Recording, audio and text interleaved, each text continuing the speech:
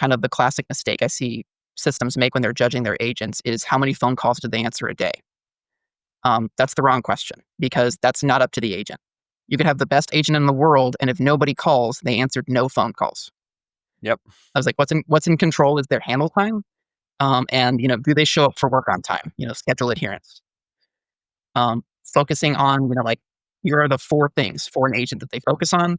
We're going to drive these down, and what we saw with that group that contributed to the increased performance. They changed their service level target from like 70/90 to 80/30, and then exceeded those targets. Is because their agents focused on the things that were in their control.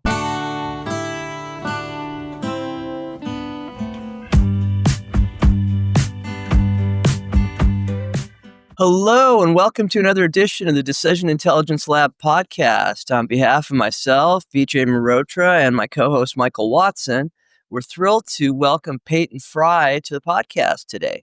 Peyton's the founder of Glass Raven, a consulting firm that works with healthcare systems to focus on patient access and operational performance.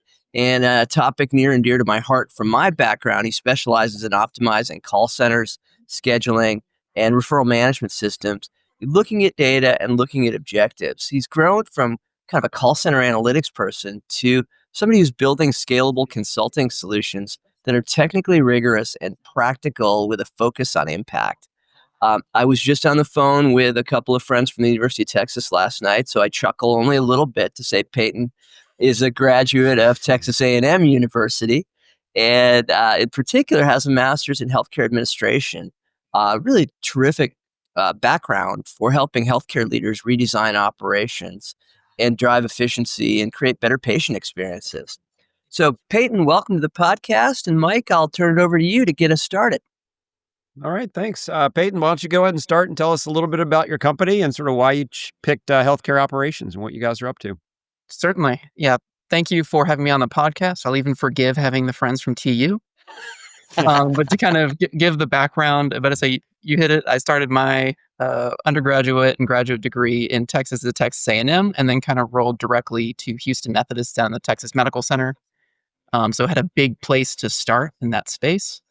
That first job quickly landed me in patient access and call center spaces because I've been working in call centers since I was 16. So I'm very used to what it looks like to answer the phone, both as the operator and then kind of moving into the leadership and analytics spaces on what it looks like correctly. And call centers as a space in healthcare, no one likes them. If everyone thinks about their call center experiences, probably broadly across industries, they don't have the best reputation. So it was a project that people avoided, but it kind of became my niche that has just stuck with me. And it kind of turned into, moving from Houston into this consulting firm that I have now, because it's something I'm seeing across healthcare systems is it's an underserved area of the patient access process. That front door to care being the phone is critically important for, kind of an aging population that doesn't like the new digital routes that healthcare systems would like them to use. They don't want to be on the web. They don't want an app on their phone. They want to call and talk to someone, ideally their doctor, but they're going to get an agent. And, that's where kind of that process starts for so much of the system. So it's an area where there's a lot of opportunities for improvement. And better say, people keep asking for it, so we keep working on it.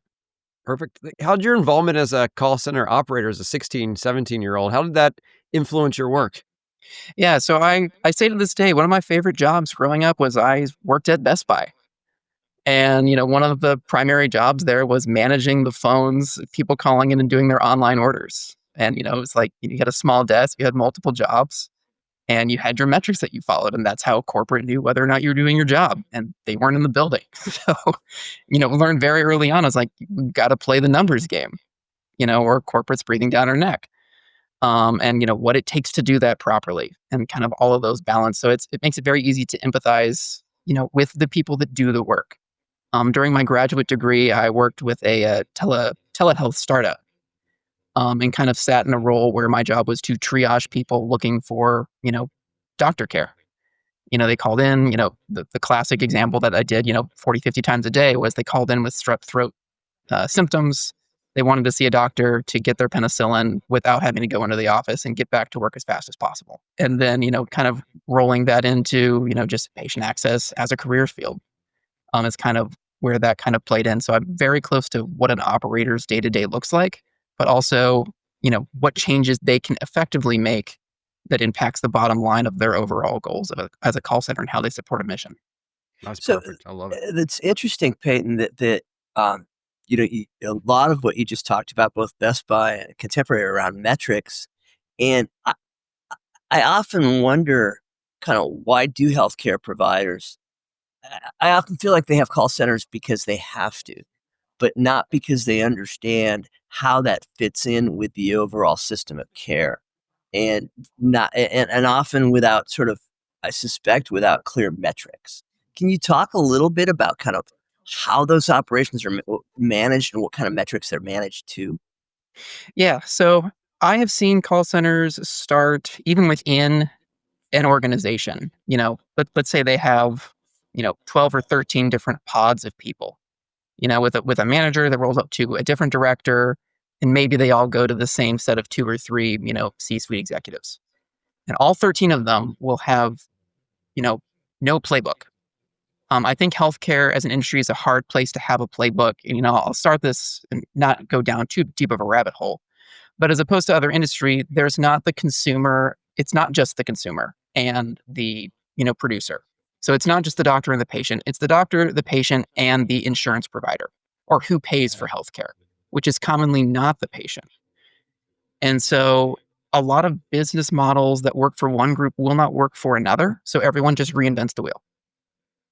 And so, like over here, they've got a high managed care population. So they know that they're paid $1,000 up front for every patient they have. And if they go over it, they lose. This group over here are trying to get as many people into the door as possible because they're fee for service and they get paid for every patient they see. So they're incentivized to see people, the other groups are not. And so, the same strategies don't work for these groups. And that's where a lot of our projects start is, what's meaningful to your business? What are your business objectives? Let's build the metrics around that. So one group might be trying to decrease call volume because they can't afford to handle 1 million phone calls, while another group is trying to say, I need as many people to call me as possible so we can schedule as many appointments as possible. And so that's where they start you start from zero almost on every project. And, what's meaningful to them is not meaningful to the other groups.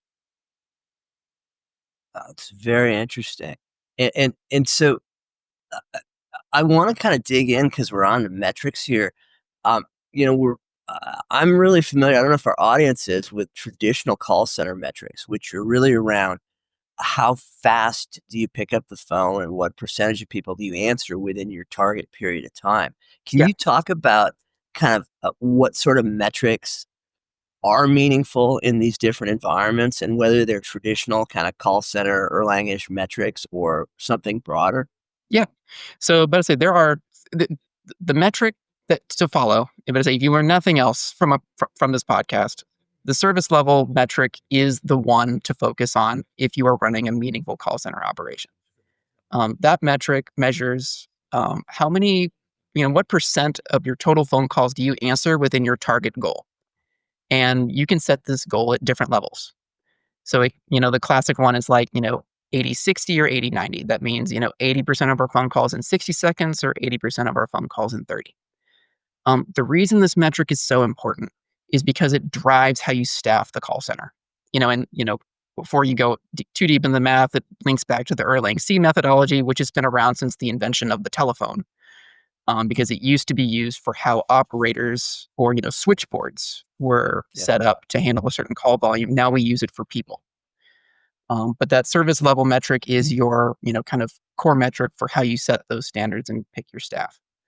So you work to a service level, and then the metrics that, it's a little bit easier for people to kind of wrap their heads around, kind of your executives or, kind of what you would see maybe as a caller is how long do I expect to be waiting before someone picks up my phone? That's average speed of answer. People typically aim for their service level target. So if you're 80-60, you're aiming for 60 seconds. If you're 80-30, you're aiming for 30 seconds. And, what those two metrics, if you follow those two and you focus on them, you'll see your abandonment rate go down. And abandonment rate is, I think, unfortunately, what people talk about is how many phone calls did we miss? And it's really hard to focus on that as kind of your core metric because what you're really chasing is how do you staff for that service level. whether that's what you're doing in practice or not. But, staffing for your service level is how you decrease your abandonment rate. Yes. And for all of our OR trained listeners, Peyton just talked about the Erlang C model. You probably learned it as the MMS Infinity Q model, exactly the same thing, developed by a Danish telecom engineer named Erlang, who climbed telephone poles to gather data back in the day. Because so much of the service level forecast is driven by the call volume forecast, Peyton, I want to dig in a little bit around how do you help people sort of get a sense of what their forecasts really are, what their forecasts really should be? Yeah. So I think where a lot of people, like if you look up call center staffing, if you Google, everyone's going to end up at the same call center staffing calculator online. I used it for the first year of my career before I said there's something wrong here. I was like, this is close, but it's not really pushing me far enough. So when I work with the groups and say like, let's look at what staffing properly should be, it's we've got to talk about the real seasonal aspects of call center operations, and you've got the dimensions of it changes Monday through Friday, it changes throughout the course of the day, and then you've got your season. And getting to that level of details, you've got those three layers. That standard calculators don't handle it. Your data is not ready to go into those calculators to fit those models. The way that you can say, like, do I need more people in the morning or in the afternoon? It guesses. It uses, some general seasonal trends. It knows that most of the volume is going to be Monday, Tuesday, and it knows that it's mostly going to be between, 8:30 and 12:30. But it doesn't quite push it far enough. Some call centers are 24 hours. Some call centers are 7 to 6. And so really, dialing in on those decisions that help you decide, do I need to hire 4 people or do I need to hire 10 people? And making those $250,000 decisions, you know, not great off the online help. So it's, kind of digging into a lot of their systems and saying, we'll do the work and the analytics and, extract the data and, apply Erlang C, in a very narrow range. But, that's often where we start there is really getting to that seasonal aspects. And once you have the forecast, how do you, I'm guessing you work on making sure you have enough people to staff it, but maybe you also help them figure out how to minimize the amount of time on each call to answer it so you free up capacity? Like, what are the strategies you use to hit that service target? Yeah, so what you're talking about gives us the option to like create scenarios, and say like, hey, this is where you are today. So typically, what we'll do is we'll pull like, let's look at your average handle time. And average handle time is another great metric for agent productivity and coaching because it's like this is something the agent can control. And if we make behavioral changes in the way we work with our agents, we change our forecast and we change, what staff we require by, shaving 10 seconds off a call. And so, like what we say is we say, hey, we'll look at your today stance. Like this is your service level target. You're an 80/60 organization. You have a 5-minute handle time. We expect to take X number of agents, with said methodology. And, we play some games around like, what I try to get people to stop doing is, or what I'll see people do is they'll forecast for Monday and they'll say, this is what my Monday call center requires. And Monday is going to take 40 agents. Friday is going to take 25. If you hire for Monday, you have extra 15 people throughout the week. And so, the way we look at it is we say, hey, we know we're going to lose on Monday. We're going to end up with a staff of 32, but we'll get the service level target over the course of the week, but we're not going to hire 8 people that are going to do nothing for 3 days. So that there's part of it there. There's also the part of, like we're a 5-minute handle time organization today. If we bring it down to 4:15, again, we're going to save, 8, 9 FTEs. We know that this will take less time. We know that we're going to answer more calls the first time. So less people are going to call overall. We're going to see abandonment rate go down, but it gives us, really more project space on now we know what it looks like and what it could be. How do we get there? And how do we make this something that we make decisions on with what we're going to do next? Are we going to hire or are we going to train? Those are our 2 options. Okay. I'm a complete call center analytics geek, and I could dive down into this rabbit hole for the rest of our podcast. But I'm really struck by the fact, Peyton, that people in healthcare are not call center analytic geeks. I'd love to get a sense from you about how do you kind of influence and drive change in an environment where the leaders who typically come out of the healthcare side or the administration side are not technical in the analytical sense. Yeah, so you touched on it a little bit early. Healthcare is slow. But I'd say a lot of times when you start any project, you enter what I'll call the bureaucracy blender of, okay, we know that we want something to change, but who on earth is the person that makes this change? You know, what is the authority level of the people in different roles that can say, this is what we're doing today, this is what we're going to do tomorrow. And oftentimes when it comes to like, how do we effectively make change? It's you got to get what I would say, down to your operator levels, to your executives, to speak the same language and understand how they fit into that process. With executives, you're like, you can make budgetary decisions. You as an executive are not going to personally train agents. CEOs are not going to sit down and say, this is how you schedule. This is how we, manage those conversations. That's a supervisor piece. And kind of putting the right decision in the hands of the right stakeholders, but also kind of this idea of everyone is doing their part. And part of that is like, getting people in executive roles to say, what can you or will you not do? So that when we talk to supervisors, we can say, budget's not an option, training is. So that's what we're going to do, or vice versa. Or, having them set thresholds of, hey, we know if we got it down to 4:15, if we shave 45 seconds off our calls, we would not need, these 20 hires to reach the target. But, we have a threshold now where we said, executives, like, I know you don't want to hire 20 people. If you saw the handle time drop down half that, let's meet somewhere in the middle. They'll train it down and then you'll agree to hire. And say, cool, we understand that we can work together on this. And, getting people to kind of put their money where their mouth is around, like, let's talk about when we would make these decisions to choose between our alternatives. Analytics generally, kind of the hole you can enter is producing a bunch of stuff with no decisions attached to it. It's, 1,000 metrics helps no one. 3 metrics that we're going to make choices around helps everyone. And, less is more in those spaces. Clarity is key. So, when it comes to executives, it's like, how do I make it simple? Like, Yes. how do I make Do it you, not scary?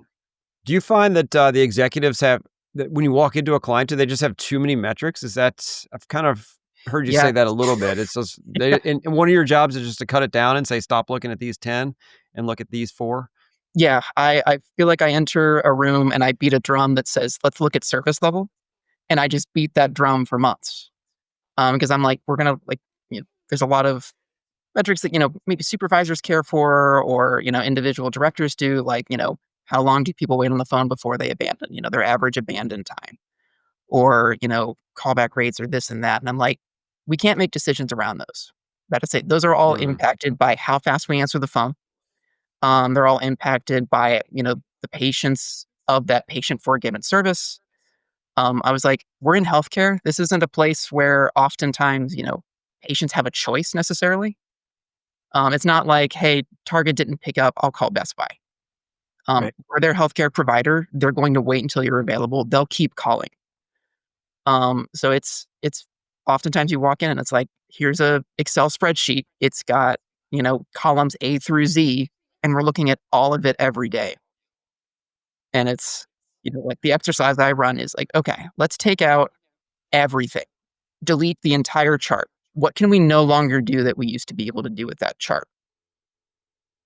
Um, and doing that kind of metric by metric of, okay, we took that metric off the chart. What do we no longer know? What decisions can we no longer make? And, it can be a very kind of jarring experience, especially for analysts that are like, this is my job. And now I feel like my job is Yes. kind of going away. I was like, you can do more than just pull these charts. I was like, right. I've had experience with this too in the past where I've had to replicate a dashboard for something or other. And then I started going through it metric by metric. And it's like there's actually no one using this. The only people using this are the poor IT department who has to run this report and make sure it stays up to date. But otherwise, no one uses this. And I think that's what you're seeing. Like Yeah. they have it. It looks cool, but it's just FYI kind of stuff. Yeah, it's cool, it's consistent. I call them the fun fact dashboards. Yeah, it was like it's fun fact used loosely because it's not fun. Because like you said, it's the IT group that's supporting it and they're watching to make sure that it doesn't break. But no one is then going and doing anything with it because like when you have 1,000 fun facts, you know, you know, part of the bureaucracy blender is, healthcare executives have 1,000 other things to do. And call centers is never going to be their favorite. No one got into healthcare to go into call centers, like with maybe the exception of me. They don't want to spend their time there. You have a very limited amount of time to get them to focus on this. It's like, here's the 3 things. Let's make it fast to make your decision around these 3 things. And, the other 997 will handle that at the operator supervisor level. The people that actually do work with that. Because as an executive, you're working with budget. Are you reaching your service level target? If yes, go away, go do something else. If you're not reaching it, we got to invest some resources or we got to talk about what's next. I'm reminded of the famous quote from Yogi Berra about the restaurant in New Jersey. He said, "The place is so crowded, nobody goes there." Yeah. And that's often how I feel about these decks of charts and numbers that are flying around call centers. And I went to one call center that was an outsourcer with a couple of dozen clients. They produce 17,000 reports a day. Yeah. And the mind sort of boggles as to what anyone was doing with any of that stuff. But somebody, was responsible for it. And to Peyton's point, wasn't all that keen on letting it go. I want to kind of challenge or ask you to extend further because so far we've been talking about call centers in the way that we often do as cost centers that are perceived as a necessary evil and have metrics that are kind of right around kind of how quickly we pick up the phone. And yet in the healthcare context, I'm interested in how we connect the call center and the patient access experience to healthcare outcomes as well, Yeah. Peyton, and kind of how that fits in within your work. Yeah. So probably the best bridge there is in referral management. And, call center groups that handle referrals on the phone with, their primary job is, you go see your primary care doctor. They say, yeah, you've got, back pain. We don't like the way the heart's sounding. We want to see cardiology. I'll send you over to those specialists. And that's often with large healthcare systems. That's why primary care exists. Primary care is known for kind of being a money loser, and then healthcare systems make up the money on specialty care on the back end. And so the referral management center is kind of that bridge in scheduling because those primary care offices don't know how to schedule for all of these other, 1,000 doctors in their own system. But I was like, we could do a whole nother episode on what I call the werewolf provider, which is I'll only see a patient on Tuesdays under a full moon and only if they're left. But I say that sounds ridiculous, but I have seen, physicians with scheduling rules this dense. So, the most important people in practices are often, the doctor and then whoever's at the front desk scheduling for said doctor who they'll never let go. And so, these referral management groups are responsible for getting you from, primary care over to your specialty care office. And if you wait around too long, people say, is it really important? It's kind of, in today's day and age, it was urgent yesterday. It's less urgent today. And I've forgotten about it tomorrow. So they'll call back the day of, they'll call back the day after, but they're going to stop calling eventually. And they're not going to, get the care that their provider thought they needed. Their referral center is backed up because they're just backed up. And, there's no follow up. And, it's bad for the healthcare system because they don't get to bill for it. It's bad for the patient because they didn't get the care their provider thought they needed. And so that's where it connects to, it's both in that front. Hard to quantify, but that's where it impacts both sides. I would also guess that just, what I've seen is it just also, if it takes so long, there's also this extra agitation in the patient that just hard to quantify, but I'm sure it shows up in different ways. It must manifest itself somehow. Oh yeah. The better say it was we've all heard a recording, or kind of like the joke recording where they pick up the phone and they're already enraged. Right. Exactly. Yeah. The And, poor healthcare provider on the other end has done nothing except pick up the call, and now they're in the middle of this fight. yeah. But it's like call center is an area where it's a high turnover environment, where it's hard to hold on to and train these staff. Part of that is when people pick up the phone, they're already furious. And, they are someone that's working in a healthcare industry that never gets to feel like they're part of the team because they're just getting beat up, Yeah. constantly by, like the most call centers that I see when I start out working with them is it's an us versus them situation between the call center group that's trying to protect themselves and then the doctors they schedule for in those offices. And they fight all the time on, who's the bad guy. And, why are you under resourced? Why are my patients always mad? Why are they scheduled in the wrong place? It's a place where people feel beat up. It turns into part of the cost center problem because we're rehiring our entire staff every year. And we're retraining and re-onboarding. So let me ask you a question about just healthcare in general. So in our field, and I think a lot of our audience is, like optimization, operations research people, like would love to get into healthcare. The problems look interesting, they look fun, they look impactful. And I think a lot of us experience just what you talked about, the bureaucracy, the HIPAA, the regulations, the fact that we don't have an MD next to our name. Like how would you advise someone who wants to get into the, improving healthcare who's not an MD? Like what's been your experience and what would you advise people? It's easier to get involved in the healthcare space than I thought it was.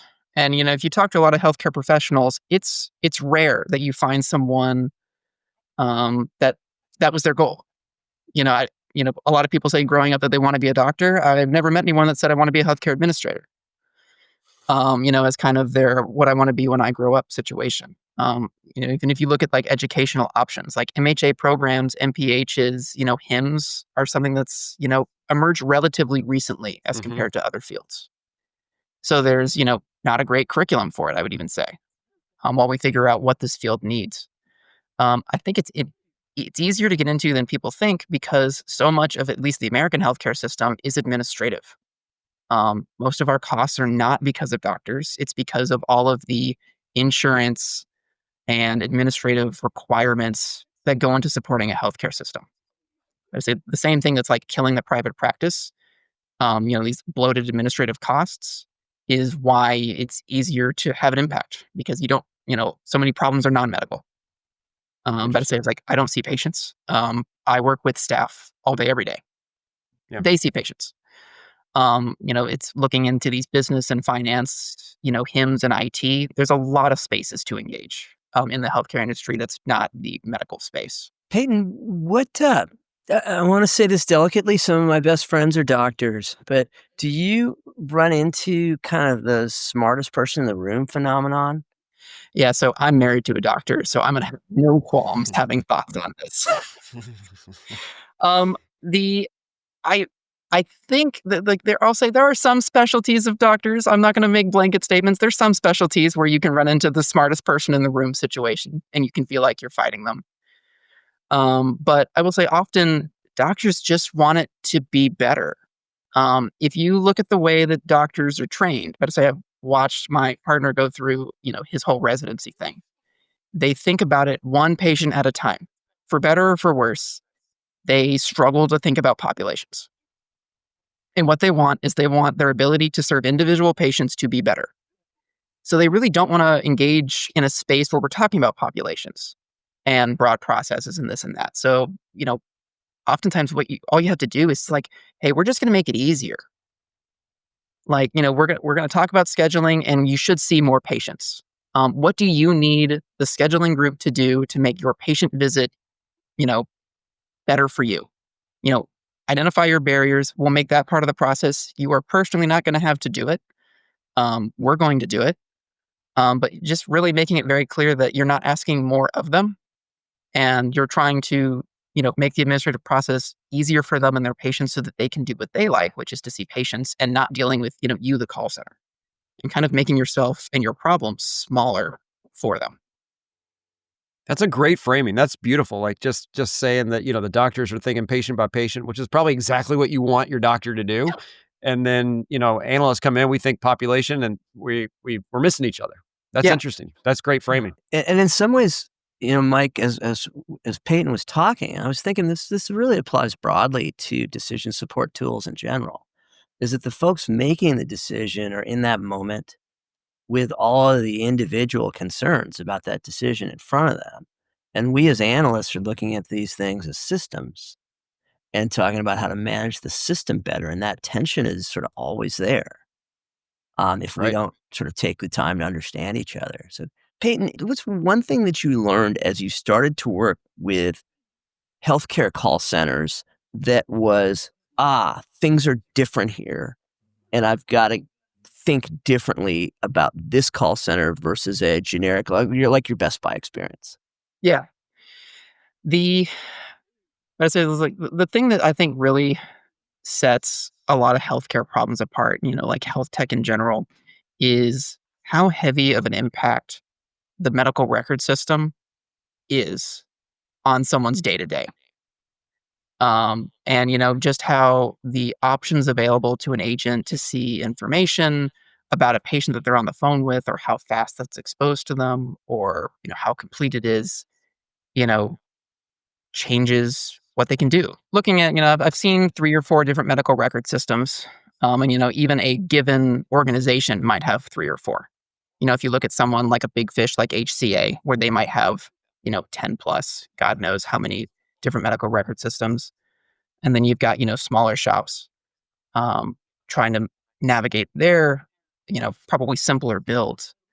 Is It's tricky to be able to take lessons learned from place to place, and understand scale. I think it's why health tech struggles, is because an engineering group solves it for one healthcare system with one particular EHR, and then they move over to another system and it's totally different. The Yeah. big medical record system that's always in the news is Epic. No two Epic implementations have ever been the same. It's the Salesforce of healthcare. People's entire Yes. career is built around it. You can't plan for it. So I don't know what everyone should do when I walk in the door. And that's part of the pitch is, hey, I don't have the answer today. So much of what we're going to do is discovery. I recognize that I've walked across the hall from orthopedics to cardiology, but we are going to start again. Because, even, in Epic, they've got one module for orthopedics, one Epic for cardiology. I don't know what they can do that's the same yet. Or how they use it, or are they trained on it? Hey, maybe the last question before we wrap it up. You mentioned on your website you had an example where you reduced the hold time by 40 minutes. Is there more details you can give on that one? Like what exactly did that customer do to reduce Yeah, that but time?